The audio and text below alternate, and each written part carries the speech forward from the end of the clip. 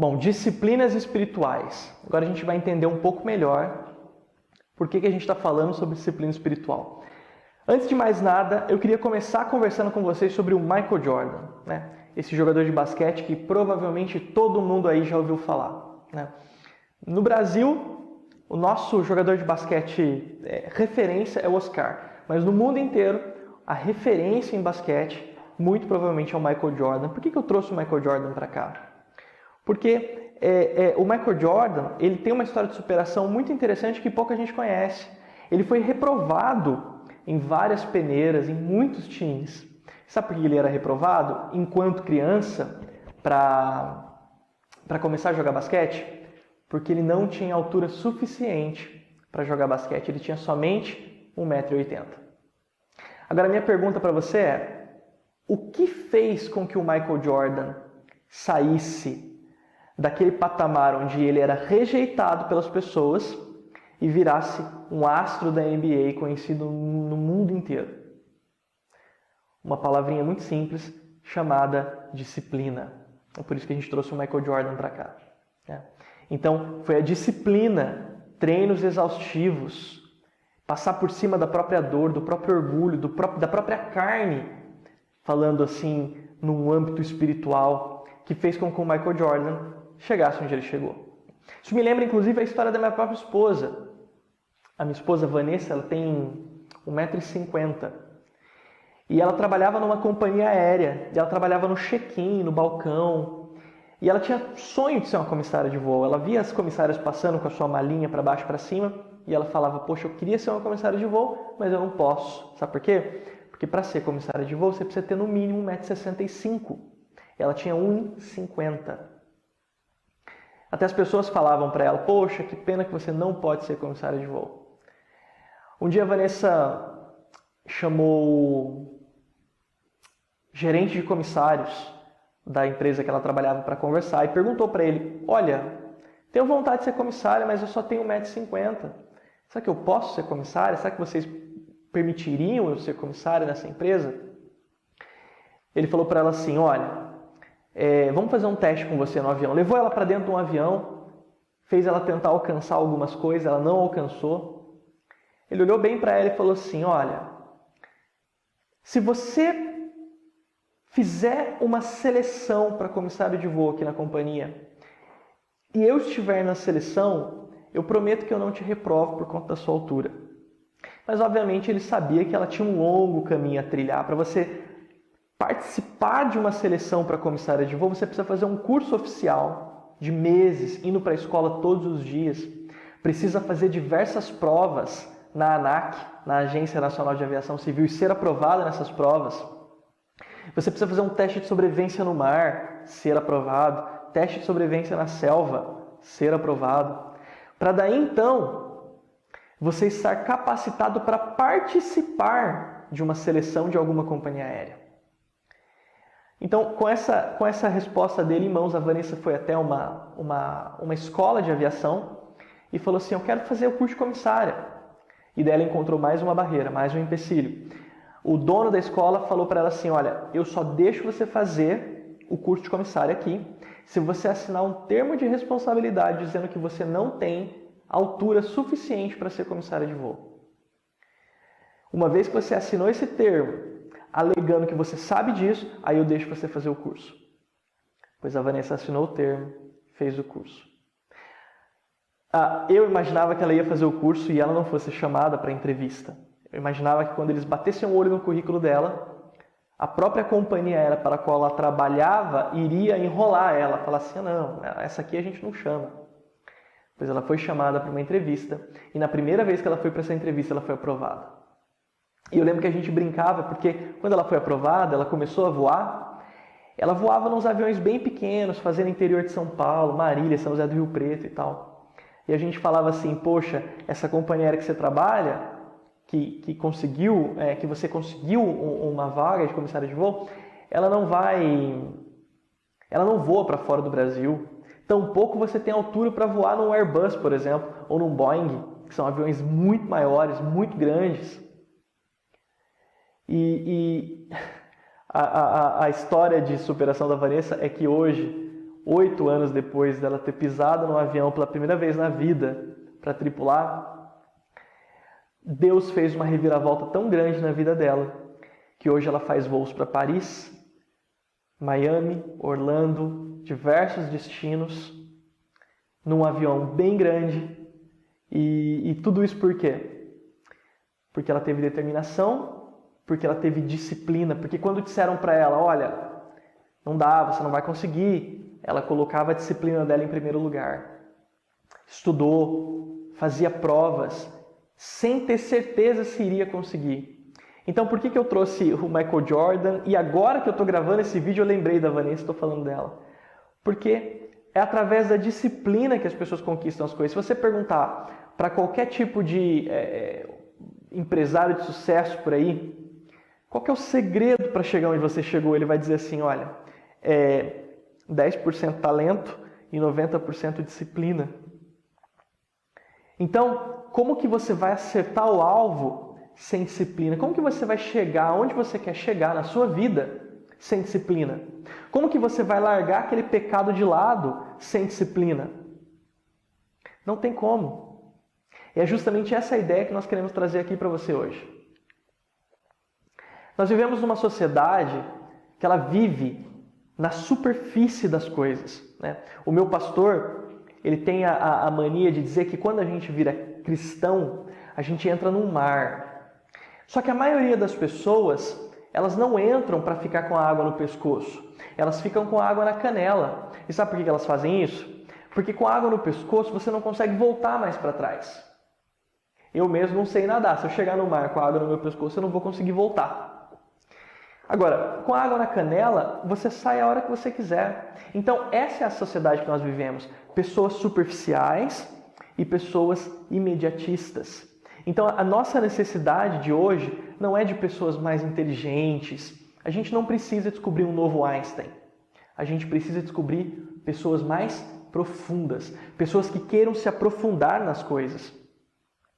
E essa síndrome da superficialidade, ela está em tudo na sociedade.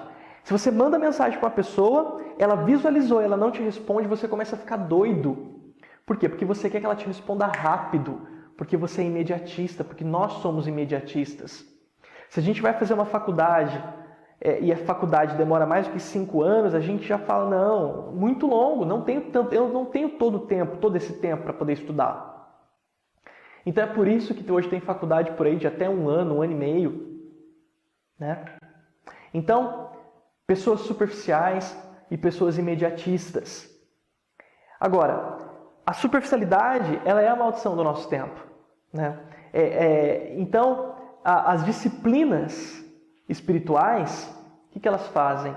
Elas nos convidam a sair da superficialidade. Elas nos convidam a sair desse medo pela profundidade das coisas. É isso que as disciplinas espirituais elas fazem. Agora, as disciplinas espirituais, elas sofrem um determinado preconceito. Quando eu falo para você assim, olha, o que você vai precisar para você ter sucesso na sua empreitada de deixar as drogas, ou de deixar o vício do álcool, ou de deixar a pornografia, a mentira, qualquer coisa, qualquer hábito arraigado da tua vida, se eu disser para você, o que vai ser necessário? Disciplina. Eu tenho certeza que na sua cabeça vai vir algo ruim. Eu tenho certeza que na nossa cabeça vai passar algo muito difícil, muito custoso. E não era bem isso que eu estava imaginando. Eu queria, na verdade, um método. Hoje a gente vive de métodos, né? Hoje nós vivemos de livros que nos propõem métodos rápidos. Vença todos os seus medos em 7 dias. Mude sua vida em 12 dias. A gente vive de método hoje. A gente quer algo que seja rápido, que seja prático. Quando eu dei essa aula das disciplinas espirituais, na clínica de recuperação que eu sou coordenador pedagógico, eu lembro que um menino levantou a mão e perguntou para mim, mas como que eu faço para fazer esse processo, mas de uma forma que seja mais fácil? Esse é o nosso desejo, esse é o desejo da nossa carne, o desejo do nosso coração. A gente quer que seja fácil. Né? Agora, as disciplinas espirituais, elas não têm como objetivo exterminar o riso da face da terra. Na verdade, as disciplinas espirituais, elas querem que você sinta a verdadeira felicidade, não essa felicidade superficial, imediata, que um copo de cerveja te traz, ou que uma série da Netflix te traz. Mas a disciplina espiritual, ela te traz uma felicidade, uma alegria verdadeira. É necessário, no entanto, que a gente entenda uma coisa aqui. Você conhecer a mecânica das disciplinas não significa que você está praticando a disciplina de forma correta.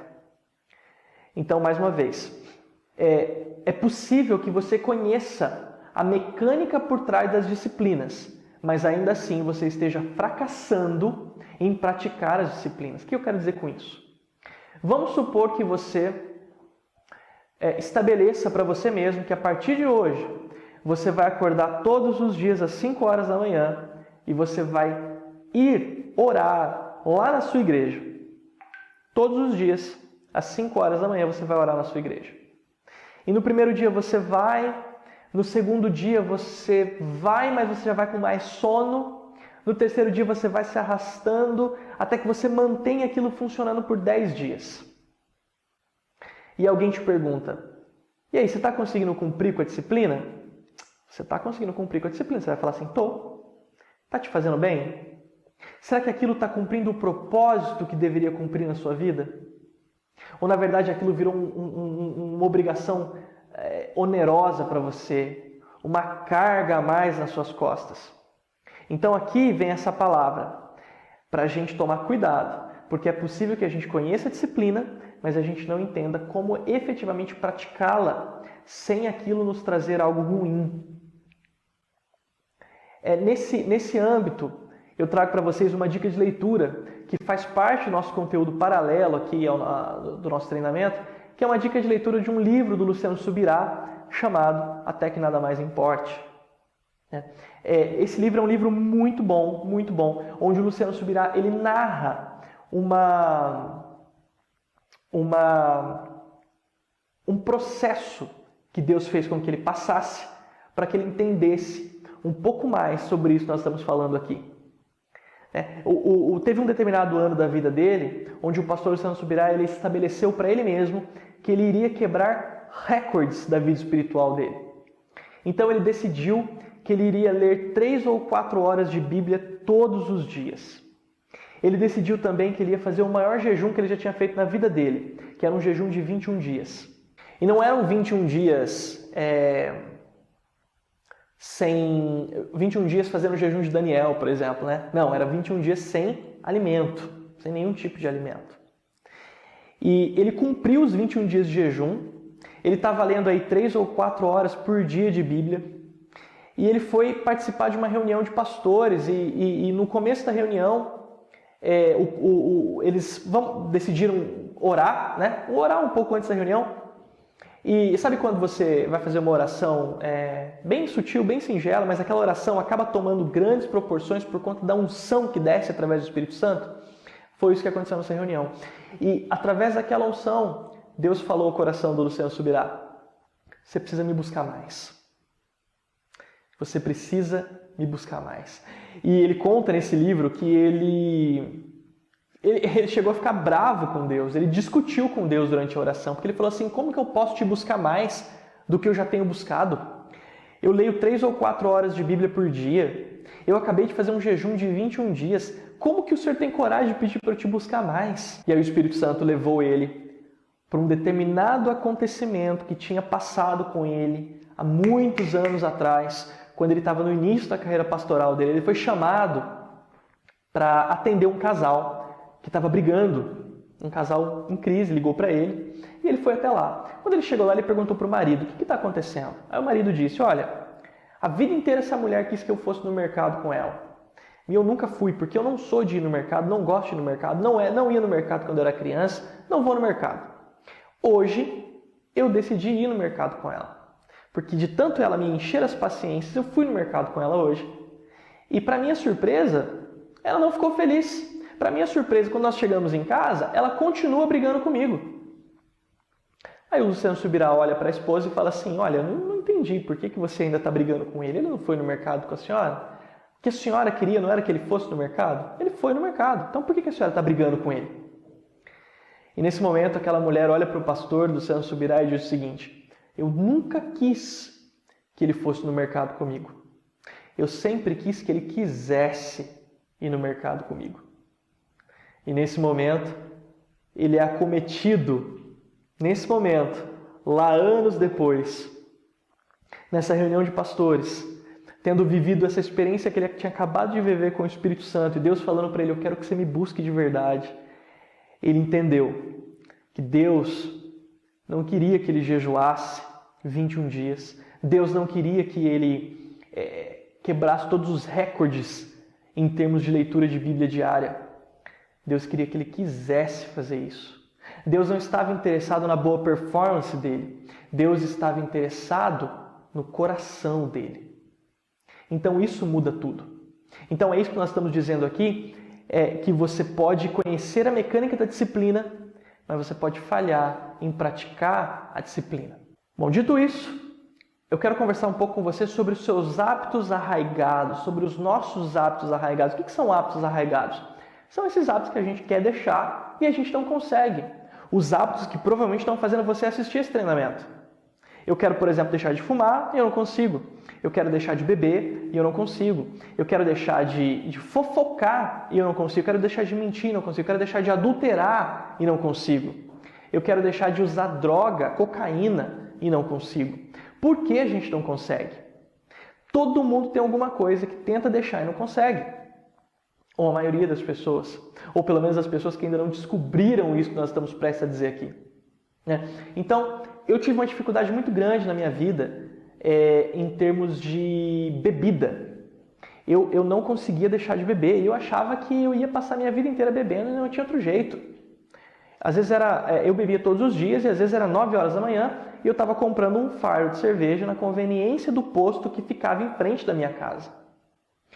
E eu tentava parar de beber. Eu dizia para mim mesmo: eu não vou beber mais. A partir de hoje eu não bebo mais. Eu chegava no fundo do poço e eu falava assim: hoje eu não bebo mais. A partir de hoje, acabou. E daí, uma semana depois, 2 dias depois, ou às vezes no dia seguinte, eu estava lá bebendo de novo. Por que isso acontecia comigo? Por que eu efetivamente não conseguia parar de beber? Por que a gente não consegue? Por que nós não conseguimos deixar os nossos hábitos arraigados? Agora eu quero que você preste atenção nessa frase. Qualquer que seja o nosso problema, ira, amargura, glutonaria, orgulho, incontinência sexual, álcool, medo, decidimos nunca mais repeti-lo, oramos contra ele, lutamos contra ele, dispomos a nossa força de vontade contra ele. Tudo, porém, é em vão. E mais uma vez nos encontramos moralmente falidos, ou pior ainda, tão orgulhosos de nossa justiça exterior, que sepulcros branqueados, ou caiados em algumas traduções, é uma descrição suave da nossa condição.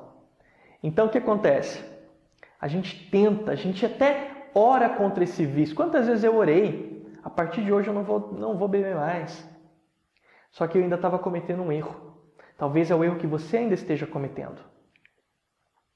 A força de vontade, ela nunca vai ter êxito no trato contra os hábitos profundamente arraigados do pecado. Tem uma frase, inclusive, muito legal do Emmett Fox que diz o seguinte: tão logo você resista mentalmente a qualquer circunstância indesejável ou não buscada, por esse próprio meio você adotará de mais poder, poder que ela usará contra você, e aí você terá esgotado todos os seus próprios recursos nessa exata medida. Ou seja, por que eu tentava parar de beber e não conseguia? Porque eu confiava na minha própria força de vontade.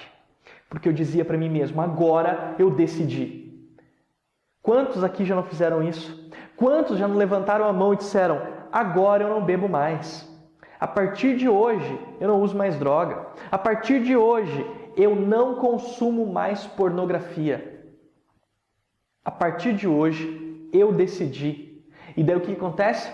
Você volta para aquele pecado e você dota aquele pecado de mais poder, poder esse que o inimigo vai usar contra você para te julgar, para te acusar. Então, o que eu estou dizendo para vocês aqui? Que a sua força de vontade, ela é nada. A minha força de vontade não significa nada. Tem uma falácia que é pregada por aí, inclusive bastante difundida dentro desse meio de dependência química, né? O que falta para você é força de vontade. Você precisa se esforçar mais.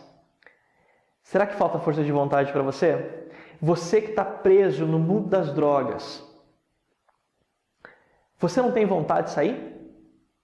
Eu entendo que em alguns momentos nós nos entregamos ao pecado, né? A gente fecha todas as portas da consciência, do Espírito Santo, de Deus, a gente fecha tudo e a gente fala assim, hoje eu quero me entregar.